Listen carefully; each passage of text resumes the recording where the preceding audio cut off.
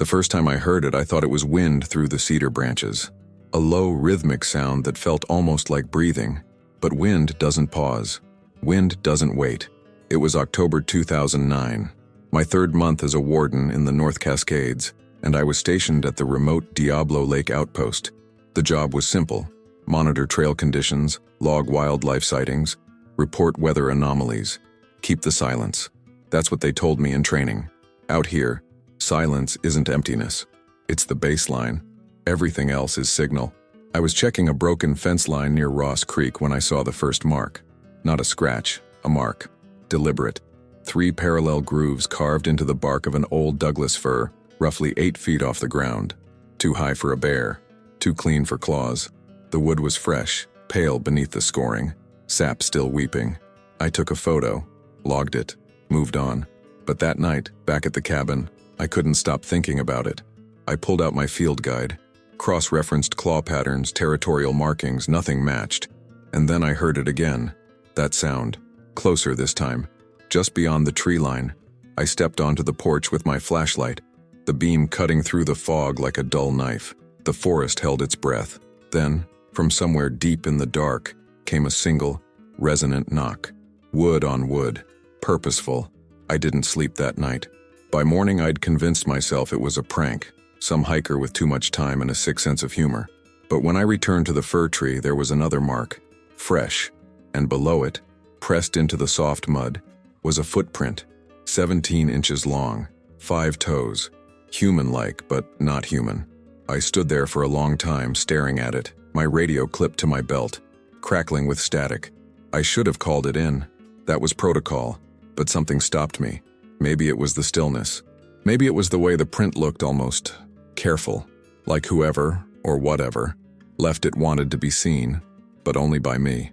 I covered it with a fallen branch and walked back to the cabin. That was the moment everything changed.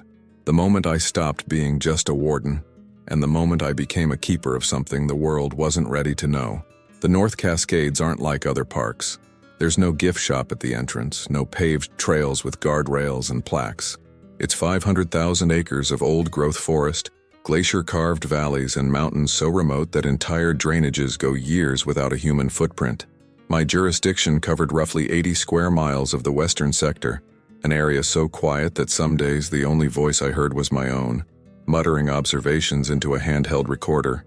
My routine was methodical. I'd wake at dawn, brew coffee on the propane stove, and review the weather report from Mount Baker. Then I'd hike, sometimes to check trail markers, sometimes to document elk migration patterns or assess snowpack. Mostly, though, I just walked. You learn a forest by walking it. Every ridge, every creek bend, every lightning-scarred snag becomes a landmark in your mental map. I carried a standard kit: GPS, first aid, bear spray, binoculars, a Nikon D90 for documentation, and the radio. Always the radio. Channel 9 for dispatch, Channel 12 for interagency chatter. It was my only real connection to the outside world, and even that was tenuous. Signal dropped in the valleys. Static swallowed whole conversations. In those early weeks, I documented the usual: black-tailed deer, a lone cougar track near Pyramid Creek, clusters of bracket fungi colonizing a fallen hemlock. I filed my reports every Friday, uploaded photos to the regional database, and waited for feedback that rarely came. The work was lonely, but it wasn't isolating. Loneliness implies absence. Out there, I was surrounded by Douglas fir and western red cedar, by the chatter of Steller's jays, by the constant whisper of water moving over stone. But after that first footprint, I started noticing things I'd missed before.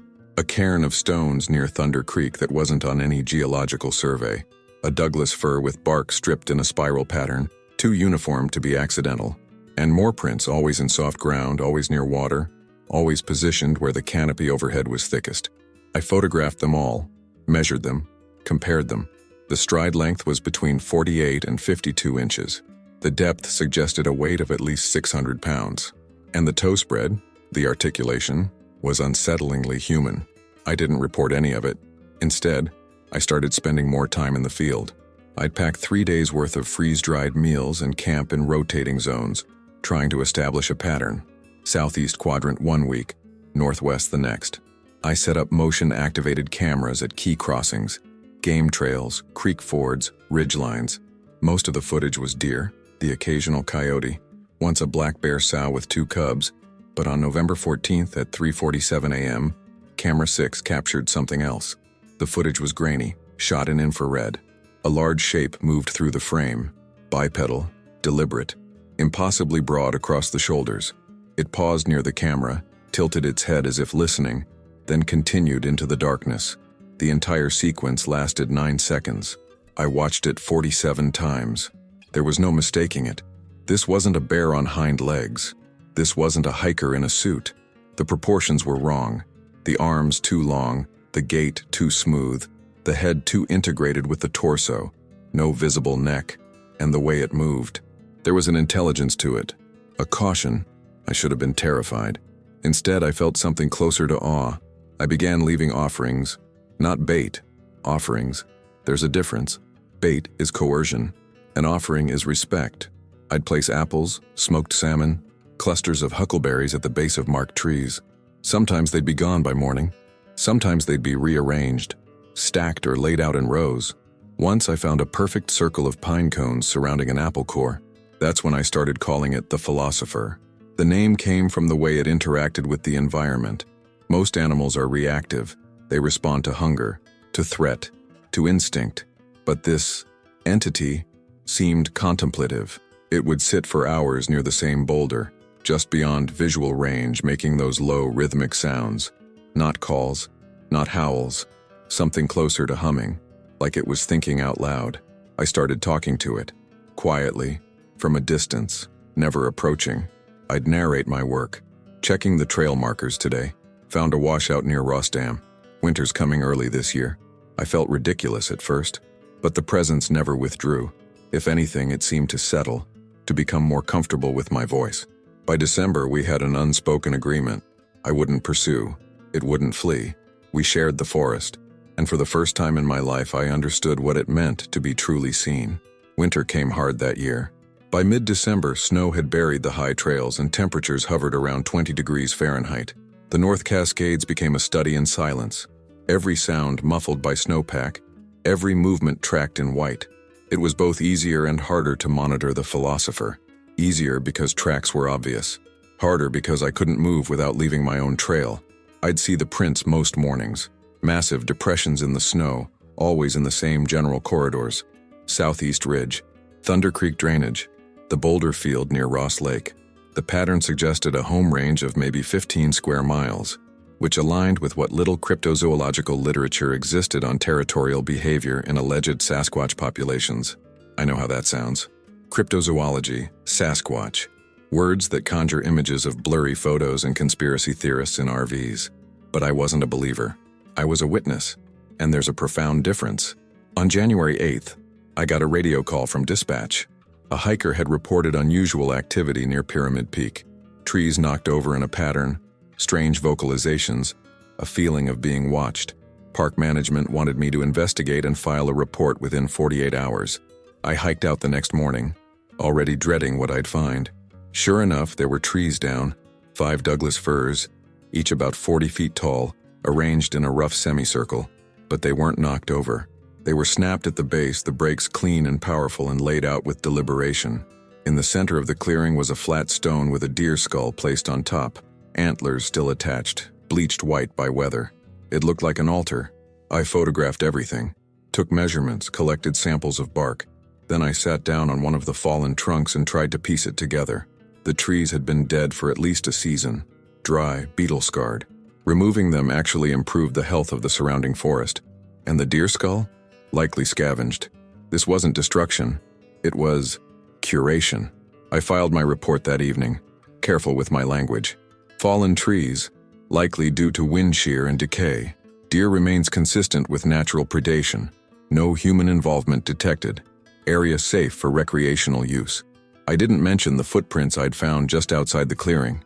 Didn't mention the way the arrangement felt intentional, almost ceremonial. That night I sat in the cabin and confronted the weight of what I was doing. I was lying. Systematically. To my supervisors, to the Park Service, to the public trust.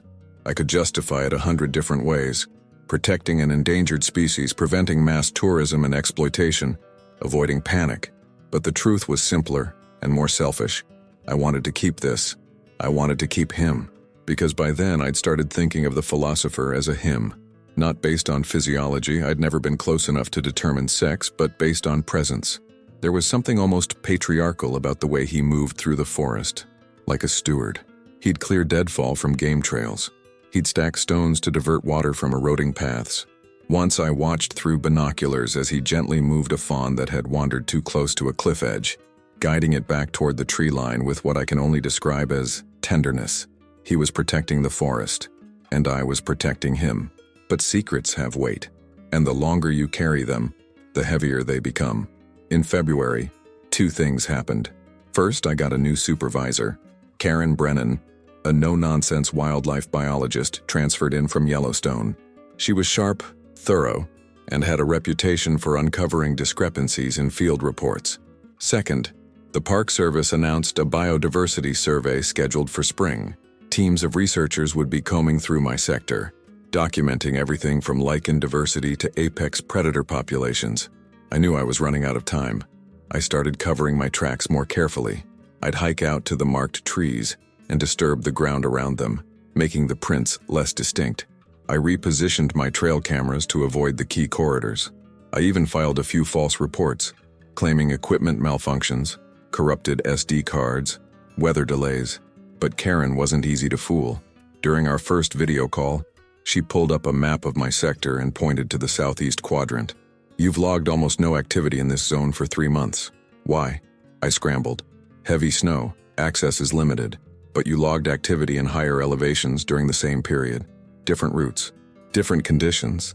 She stared at me through the screen, her expression unreadable. Then she nodded. "Understood. I'll be visiting the site in April. Make sure your documentation is current." After the call ended, I sat in the dark cabin, my heart hammering. I just lied to a federal employee. If she found out, if anyone found out, I'd lose my job, my reputation, possibly face criminal charges. But when I stepped outside and heard that low, rhythmic sound echoing through the trees, his sound, I knew I'd do it again. Some things are worth protecting, even if it costs you everything. March 17th. The date is burned into my memory like a brand. I was conducting a routine perimeter check along the Ross Lake shore when I saw him. Not a shadow, not a heat signature on a camera. Him, in full daylight, less than 40 yards away. He was standing in shallow water, his back to me, reaching into the current. The posture was relaxed, unhurried. He was fishing, using his hands to feel beneath stones just like a bear would, but with far more precision. Every few minutes he'd pull something up, a crawdad, a small trout, examine it, then either eat it or toss it back. I froze. My camera was in my pack, but I didn't dare move. I barely dared breathe. He was massive.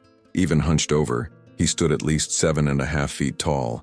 His body was covered in dark, reddish-brown hair, longer on the shoulders and back, shorter on the limbs. The musculature was extraordinary, thick, corded, built for power and endurance. But what struck me most was the humanity in his movements. The way he wiped water from his face with the back of his hand. The way he shifted his weight from foot to foot. Casual, contemplative. Then he turned, not toward me, toward the far shore, where a pair of ravens had landed on a fallen log. He watched them for a long moment, head tilted, then made a soft clicking sound. The ravens clicked back, and I swear, he seemed to smile. Not a human smile. There was no visible mouth, the face too hair-covered, but a shift in posture, a loosening, the body language of amusement. I don't know how long I stood there. 10 minutes, 20. Time felt liquid, unreliable. At some point he waded out of the water and disappeared into the tree line, moving with a silence that defied his size. When I finally moved, my legs were shaking. I sat down hard on a rock and tried to process what I'd just seen. This wasn't a blurry photo. This wasn't ambiguous footage.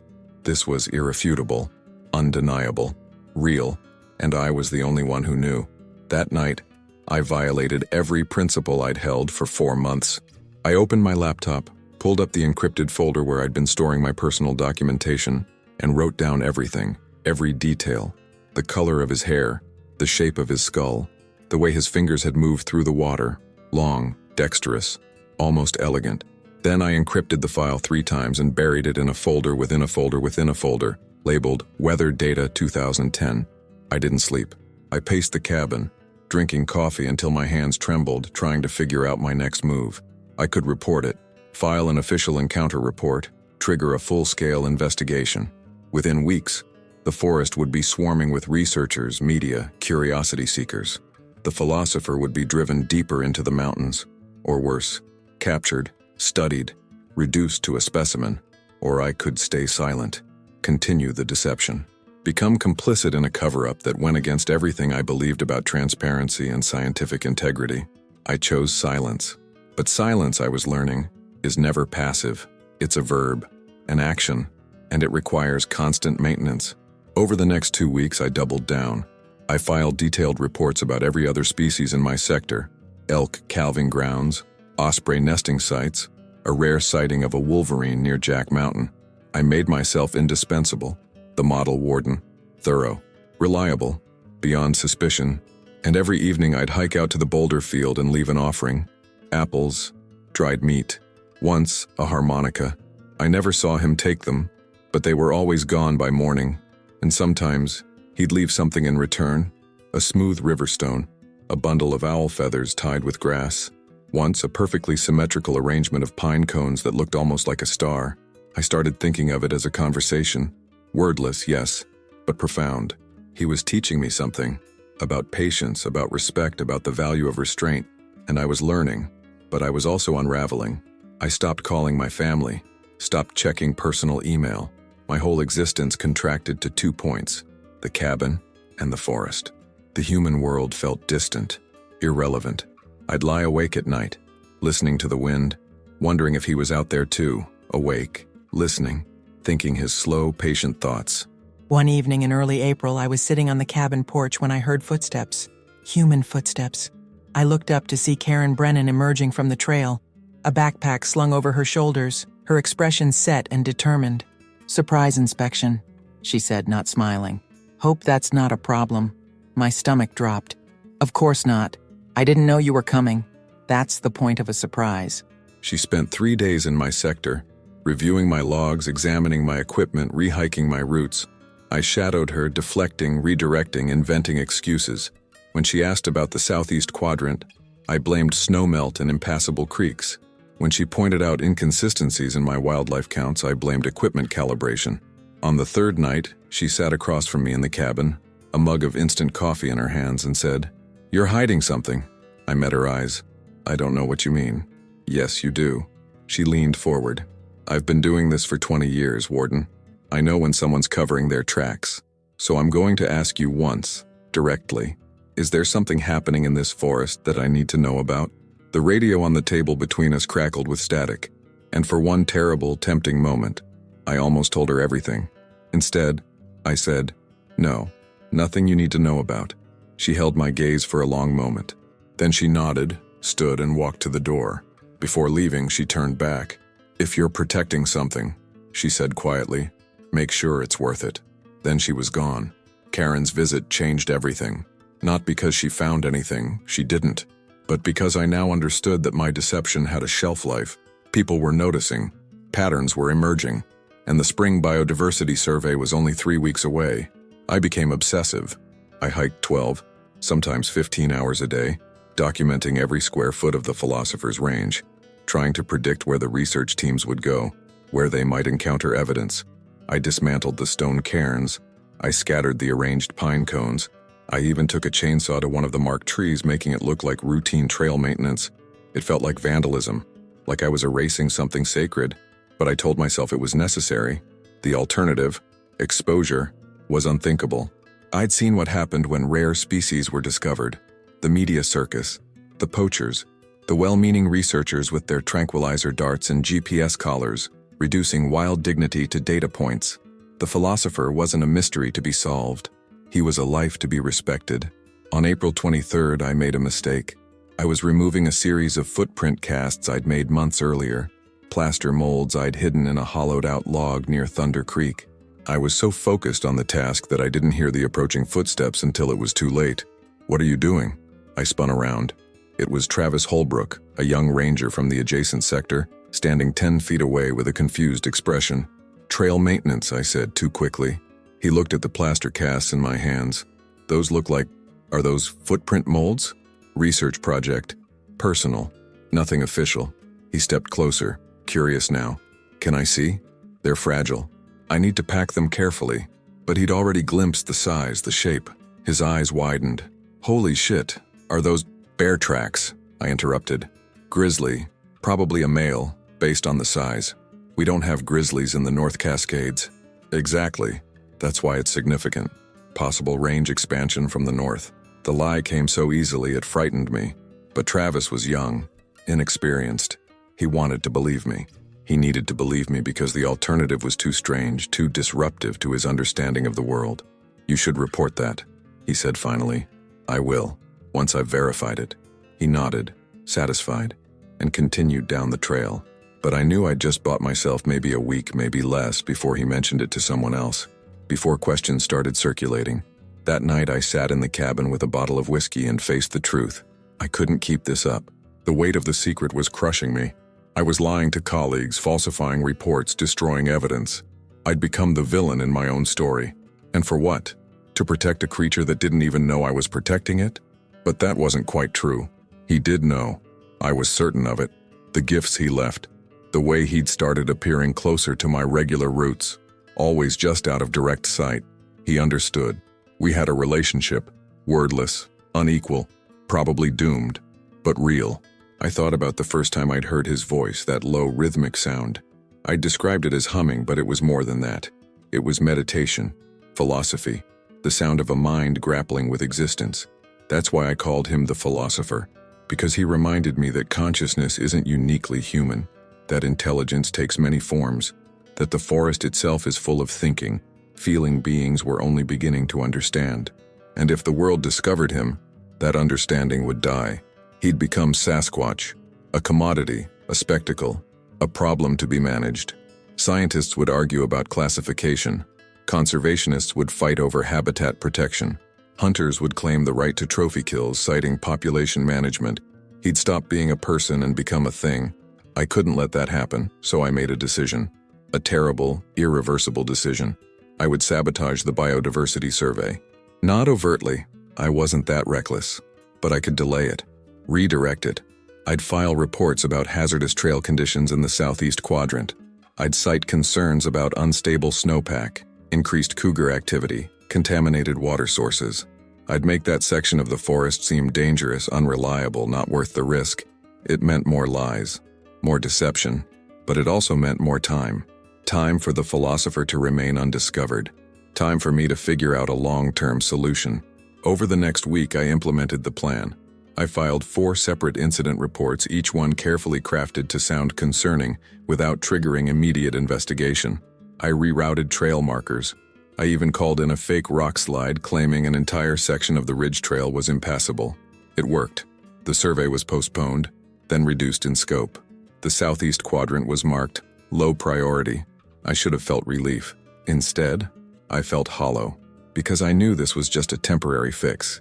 Eventually, someone would investigate. Eventually, the truth would surface. And when it did, I'd lose everything. My job, my credibility, possibly my freedom. But on May 2nd, as I sat on a ridge overlooking Ross Lake, watching the sun set behind the mountains, I heard it again. That sound, the Philosopher's voice, rising from the valley below. And I understood, maybe for the first time, what I was really protecting. Not a species, not a secret. I was protecting the possibility that some things can remain wild, that not everything needs to be known, cataloged, explained, that mystery itself has value. I keyed my radio, Channel 9, dispatch, and for one dangerous moment, I considered confessing everything. Instead, I said, Sector 7 clear, no incidents to report. Then I turned off the radio and walked back into the forest. May turned into June, and the North Cascades bloomed. Avalanche lilies carpeted the meadows. Huckleberries ripened on sun-warmed slopes. The forest, dormant all winter, exploded with life, and the Philosopher changed. I noticed it first in his patterns. He was spending more time near the lower elevations, near water sources and berry patches. His movements were more cautious, more deliberate. And then on June 14th, I understood why.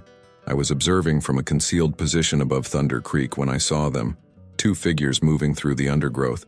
The Philosopher, unmistakable in his size and gait, and beside him, smaller, moving with less confidence, was another, a juvenile, maybe an adolescent.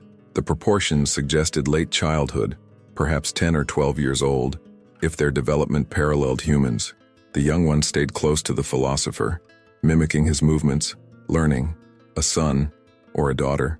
I couldn't tell, but the relationship was obvious. They were foraging together. The Philosopher would dig up roots or overturn logs, revealing insects and grubs, and the juvenile would watch, then attempt the same action. When the young one succeeded, the Philosopher would make that low humming sound, approval, encouragement. When the young one struggled, he'd demonstrate again, patient and methodical. I watched for over an hour, my heart hammering. This changed everything. This wasn't just one isolated individual. This was a family, a social unit, which meant there were likely others. A small, fragile population clinging to existence in these remote mountains, and I'd been protecting not just one life, but an entire lineage. That night, I couldn't sleep. I kept thinking about the young one, vulnerable, dependent, learning to survive in a world that had no idea it existed. What would happen if the surveys went forward? If researchers stumbled upon them? Would they separate the family for study? Would they try to capture the juvenile, thinking it would be easier to manage? I'd read enough wildlife biology to know how this story ended. Good intentions, catastrophic outcomes. But I'd also begun to notice something troubling. The Philosopher was limping. It was subtle at first, a slight favoring of his left leg, a hesitation before putting weight on it. Over the next week, it worsened. I watched through binoculars as he struggled to keep up with the juvenile, his movements stiff and pained. On June 21st, I found blood. It was on a boulder near their regular crossing, a smear of dark red, already drying in the sun. I collected a sample, careful not to contaminate it, and examined it under my portable microscope. Mammalian, recent, and there was something else in the blood, a greenish tinge that suggested infection. He was hurt, badly. I spent the next 3 days trying to locate them, but they'd moved deeper into the mountains beyond my usual range. I pushed myself, hiking 15-16 hours a day, following faint tracks and disturbed vegetation. My food ran low, my water filter clogged. I radioed in that I was conducting extended survey work and hoped no one would ask questions. On the 4th day, I found him. He was in a small clearing near Pyramid Creek, lying on his side, breathing heavily. The juvenile was nearby, clearly distressed, making high-pitched sounds I'd never heard before, almost like whimpering. The Philosopher's left leg was badly injured. I could see the wound from 30 yards away, a deep gash across the thigh, surrounded by swollen, discolored tissue. It looked like a barbed wire injury, probably from an old fence line left over from logging operations decades ago.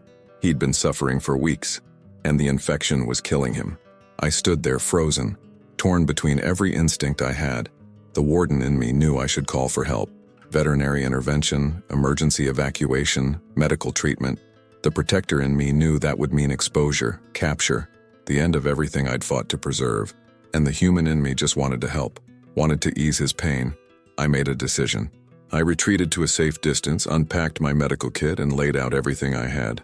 Antibiotic ointment, gauze, pain relievers, a bottle of clean water. Then I backed away, leaving the supplies where he could see them. I didn't know if he'd understand. I didn't know if he'd trust me.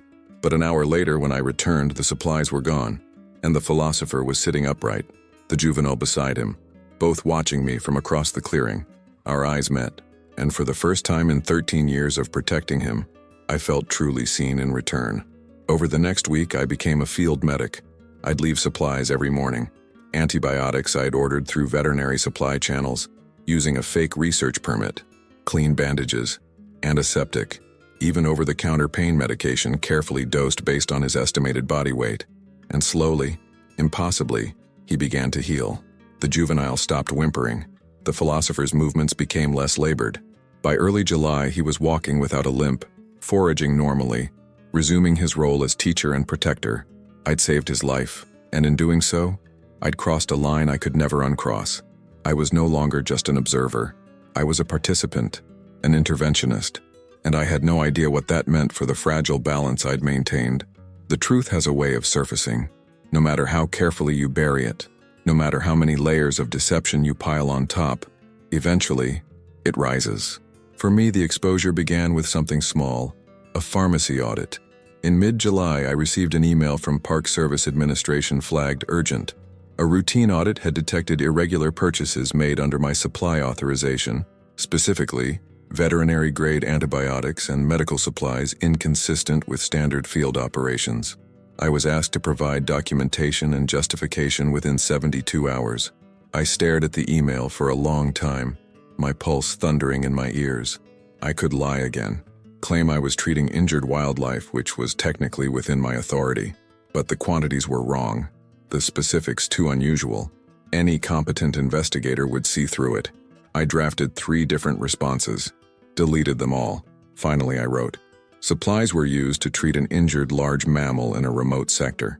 Full report pending field verification." It was the truth, just not the whole truth. The response came back within hours. Report required immediately. Supervisor Brennan will conduct site visit July 22nd. Be prepared to provide evidence and location data. I had 8 days. I spent the first 2 in a state of near panic, hiking the Philosopher's Range, trying to determine how much evidence remained. Most of the marked trees were gone, either fallen naturally or removed by me. The stone arrangements had been scattered, but there were still the prints, dozens of them preserved in dried mud along creek beds too large and too human-like to explain away. And there was the footage, my personal documentation, hundreds of photos, hours of audio recordings, detailed field notes spanning 3 years, all encrypted, all hidden, but undeniably incriminating. On the 3rd day, I made a choice. I gathered every piece of evidence, every hard drive, every SD card, every notebook, and I buried it. Not metaphorically, literally. I hiked to a remote section near Jack Mountain, dug a deep hole beneath a distinctive lightning-scarred cedar, and buried a waterproof container with everything inside. Then I destroyed my GPS logs and wiped my digital trail. If they wanted proof, they'd have to find the Philosopher themselves, and I'd make damn sure they couldn't. On July 22nd, Karen Brennan arrived with 2 others, a wildlife veterinarian named Dr. Sato and an investigator from the Office of Professional Responsibility named Marcus Webb. They were polite, but cold. This wasn't a friendly visit. We hiked to Pyramid Creek, to the clearing where I'd last seen the Philosopher. I showed them the area, described finding an injured large mammal, possibly a bear, explained the medical intervention as emergency wildlife care. Dr. Sato examined the site.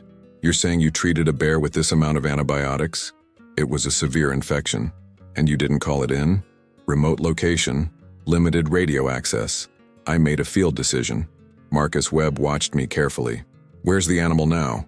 "Recovered and departed. It's wildlife. They don't stay in one place. But you documented it, surely. Photos, video, equipment malfunction, water damage. Convenient." We stood there, the 4 of us, tension thick as fog. Karen looked tired, almost sad. Dr. Sato looked skeptical, and Marcus Webb looked like a man who knew he was being lied to but couldn't prove it. Finally, Karen spoke. "Warden, you've been in this sector for 3 years. Exemplary record, detailed reports, and now suddenly equipment failures, missing documentation, irregular supply purchases. You understand how this looks." "I understand. So I'm going to ask you directly. Is there something you're not telling us?" I met her eyes. 13 years of silence. 13 years of protection. 13 years of watching over something the world didn't deserve to see. "No," I said. "There's nothing." She didn't believe me. I could see it in her face, but she also didn't have evidence. "We're placing you on administrative leave," she said quietly. "Effective immediately, pending further investigation." I nodded. I'd expected this. They escorted me back to the cabin, watched as I packed my personal belongings. I was allowed to take nothing work-related. No files, no equipment, no documentation. Marcus Webb confiscated my work laptop and radio. As I was leaving, Karen pulled me aside. "I know what you're doing," she said softly. "I don't know what you're protecting or why, but I know. And I want you to understand something. If it's important, if it's truly important, there are better ways to protect it than lying." "Are there?" I asked. She didn't answer. I drove away from the North Cascades on July 23rd, watching the mountains recede in my rearview mirror. 13 years of my life, 13 years of silence, and I had no idea if it had been enough. But 3 days later, I received a package. No return address. Inside was a smooth river stone and a bundle of owl feathers tied with grass. and tucked beneath them, a photograph. It showed the philosopher and the juvenile, sitting together at the edge of a clearing, both looking directly at the camera. It was impossible. I'd never left a camera in that location. I'd never seen them together in that spot, which meant someone else had taken it, and that someone had chosen not to report it. I held the photograph for a long time, tears streaming down my face, understanding what it meant. I wasn't the only one who'd been keeping the secret. I wasn't the only one who understood what was worth protecting. And maybe, just maybe, there were others out there, quiet wardens, silent witnesses, doing the same thing I'd done, keeping the forest's secrets, guarding the line between the human and the wild, until the world was ready, or until the world ended, whichever came first. 3 months after my suspension, I received a call from an unlisted number. "Don't hang up," Karen Brennan's voice. But different, careful, guarded. "We need to talk, in person, alone." We met in a diner outside Bellingham, far from the park, far from official channels. She looked older, more worn. She ordered coffee, didn't touch it. "They're planning a full-scale expedition," she said without preamble. "Next spring, academic consortium, anthropologists, primatologists, genomic specialists. They've got funding from 3 universities and a documentary crew. They're calling it the North Cascades Megafauna Survey." My blood went cold. "Based on what evidence?" "Your evidence. Or rather, the absence of it. The holes in your reporting, the redacted sections, the missing documentation. It got people curious. And then someone, I don't know who, leaked a photo to a cryptozoology blog. It went viral." "What photo?" She pulled out her phone, showed me the screen. It was blurry, taken from a distance, but unmistakable. The philosopher, standing at the edge of Ross Lake, early morning light catching the red-brown of his coat. I'd never taken that photo. Where did it come from? That's what I was hoping you'd tell me. I shook my head, genuinely bewildered. "I don't know." She studied me for a long moment. "I believe you, which makes this worse. Because if you didn't leak it, someone else is documenting him. Someone else knows." We sat in silence, the weight of the revelation settling between us. "What do you want from me?" I asked finally. "I want to know if it's real. Not for a report. Not for the Park Service. For me. I need to know if what you protected was worth it." I looked at her. This woman who'd built a career on facts, on evidence, on measurable data. And I told her the truth. He's real. They're real. A family. Maybe more. And they're intelligent, Karen. Not like apes. Not like any primate we've categorized. They think. They teach. They philosophize. That's not possible. I know. But I've seen it. She closed her eyes. Exhaled, slowly. "If this expedition goes forward, they'll find him. You know that. And once they do, it's over. For him. For all of them. So what do we do?" The question hung there, enormous and impossible. What could we do? I was suspended. She was under scrutiny. We had no authority, no leverage, no legal standing. But we had knowledge. "We get there first," I said. "We find them before the expedition does. And we help them disappear." Karen stared at me like I'd suggested armed rebellion. "You're talking about obstruction, destruction of evidence, career suicide. I'm talking about doing what's right.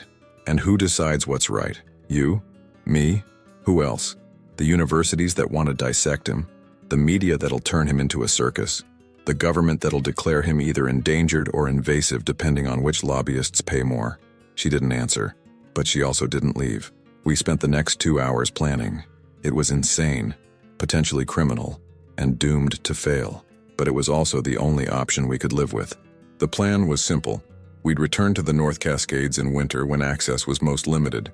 We'd locate the philosopher's family and document everything, not for publication but for protection.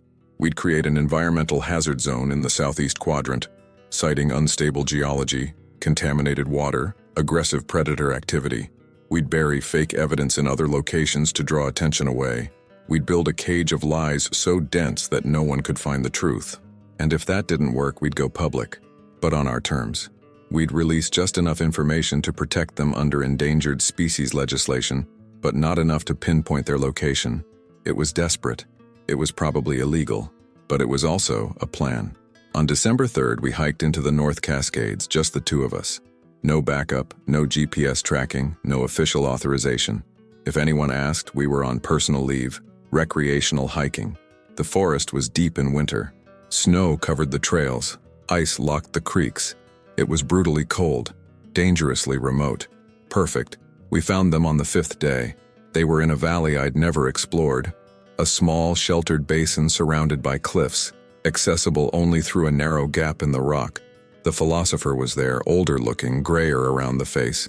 And with him, the juvenile, now nearly adult-sized, and 2 others, an elder female, moving slowly, but with dignity, and a child, maybe 4 or 5 years old, clinging to the female's side. 4 of them. A family. They watched us from across the valley, unafraid but cautious. And the Philosopher, my Philosopher, raised one hand. Not in threat, not in greeting, but in acknowledgement. I see you, and I remember. Karen stood beside me, tears streaming down her face. My God, she whispered. They're real. They're actually real. We didn't approach. We didn't photograph. We just stood there, 3 humans and 4 others, sharing a moment of recognition across the unbridgeable gap between species. Then the Philosopher turned, and his family followed, and they disappeared into the forest. We never saw them again, but we did what we'd come to do. We filed reports about geological instability. We manufactured evidence of toxic algae blooms.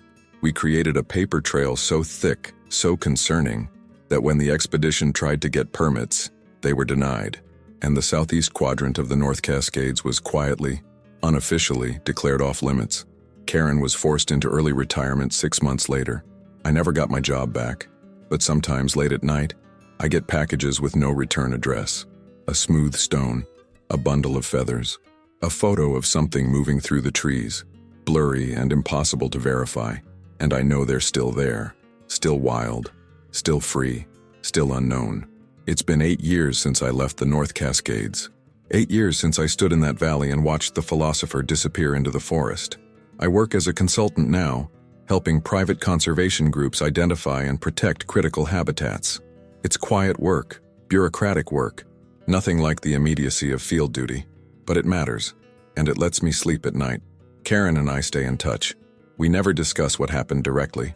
Both our phones are probably monitored, our emails certainly scanned, but sometimes she'll send a text that says, "Saw interesting birds today, the old species, still thriving," and I know what she means. The photo that went viral, the one that started the expedition push, was eventually debunked. Convincing hoax, the expert said. Forced perspective and costume work. The cryptozoology community moved on to the next blurry image, the next unverifiable claim. The North Cascades returned to silence. But I know the truth, and I carry it with me every day. The weight of it, the wonder of it, the terrible responsibility of it. I think about the Philosopher often. I wonder if he's still alive. Sasquatch longevity is anyone's guess. Some cryptozoologists claim they live 50, 60, maybe 80 years. If that's true, he could still be out there, still teaching his grandchildren the secrets of the forest, still humming those low, contemplative songs. I wonder if they remember me. If the concept of remembering even applies to creatures whose consciousness might work completely differently from ours. I've written this account a dozen times, always destroying it, always afraid that putting it into words would somehow make it more vulnerable, more findable. But I'm older now, and I've come to believe that silence, while protective, is also a kind of theft. Future generations deserve to know that the world is stranger, more wonderful, more full of mystery than we've let ourselves believe. They deserve to know that intelligence and consciousness aren't uniquely human, that we share this planet with others, not just animals but persons who have as much right to existence, to privacy, to dignity as we do. But they also need to understand the responsibility that comes with knowledge. Not everything needs to be seen, documented, explained. Not every mystery needs to be solved. Sometimes the most profound act of respect is to turn away, to leave undisturbed, to protect the boundary between the human and the wild. The Philosopher taught me that, in his silence, in his trust, in the way he accepted my presence without demanding understanding. I think about the night Karen and I stood in that valley, watching them disappear into the forest.